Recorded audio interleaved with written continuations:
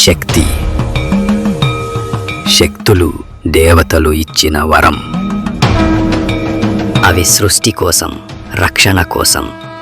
కానీ మానవులు వాటిని తమ స్వప్రయోజనాల కోసం వాడారు. శక్తిని అహంకారానికి వాడిన ప్రతిసారి చీకటి పుట్టింది. గురుదేవా, నన్ను సృష్టించింది ధర్మమే. నేను ఈ శక్తులను చెడుకు కాదు, మంచికి మాత్రమే ఉపయోగిస్తాను. రక్షించడమే నా కర్తవ్యం. నువ్వు ఈ మాటలతో నాకు గర్వం తెచ్చావు శక్తి. కానీ కాలం మారిపోతోంది. మనం మరచిపోయిన ఒక శక్తి మళ్ళీ లేచింది. ఆ శక్తి పేరు కాలరుద్రుడు. అది మన లోకం కాదు, ఇది చీకటి పుట్టిన స్థలం.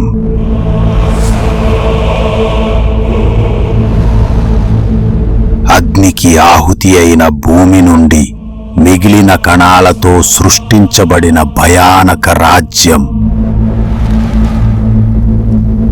అక్కడ ప్రతి ఊపిరి మంటలా ఉంటుంది, ప్రతి అడుగు మేఘాల్లా అగ్నిని రగిలిస్తుంది.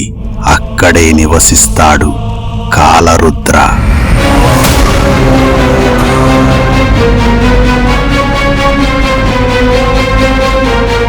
కాలాన్ని భయపెట్టిన దేవుడు. భూమి మరిచిపోయిన ఆ శక్తి తిరిగి మేల్కొంటుంది. వాడి రాజ్యం లావా నదులతో నిండిపోయినది. లక్షలాది రాక్షసులు వాడి ఆజ్ఞ కోసం ఎదురు చూస్తున్నారు. వాడి చూపు చీకటిని రగిలిస్తుంది.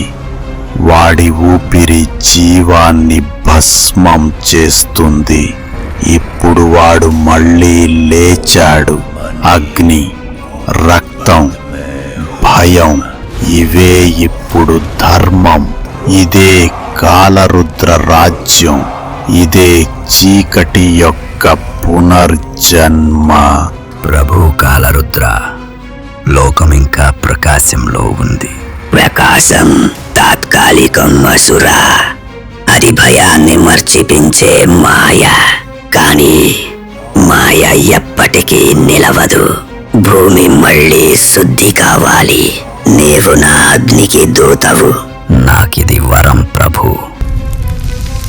మానవులు నా పేరు విని వణుకుతారు. పోయి భూమిని గుర్తు చెయ్యి, కాలరుద్రుడు మళ్ళీ లేచాడని. ఇప్పుడు ఆ చీకటి మళ్లీ మేల్కొంటోంది. శక్తి! గురుదేవా, అతని శక్తి ఎంతో భయంకరమని తెలుసు. కానీ ధర్మం కోసం ఆ భయానక శక్తిని నేను ఎదుర్కోవాలి. దాన్ని నేను ఆపగలనా? నీ శక్తి నీ విశ్వాసంలో ఉంది శక్తి. నీలోని 5 భూతాల సమతుల్యం నిలుపుకో. ధర్మం నీ దిశ చూపుతుంది.